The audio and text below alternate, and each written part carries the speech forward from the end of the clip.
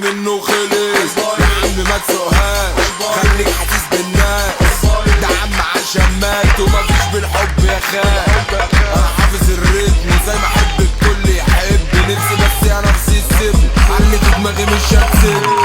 كله دول على البايظ، كله دول على البايظ، كله دول على البايظ، كله دول على البايظ. انا بس عايزه اسال الشخص ده كان معاكم في الريد كاربت؟ كان معاكم في الريد كاربت في الجونه في العرض البريمير، كان موجود في الفيلم، موجود على التيشيرتات واللوجوهات. اسمه ايه ولا سكون ايه؟ مين ده؟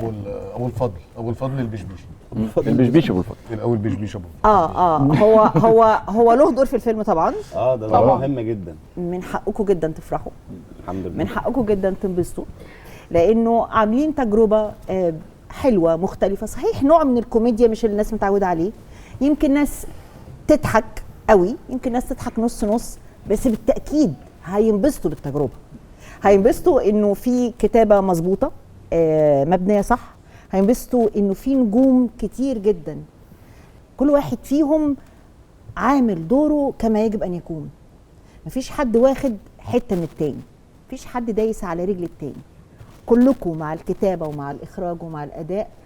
في يوم من الايام الفيلم ده لما هيتعرض في التلفزيون هيفكرنا بافلام قديمه زمان، ونقول ياه ازاي جمعوا كل الناس دي مع بعض على نفس الموجه الواحده الحلوه الصدق.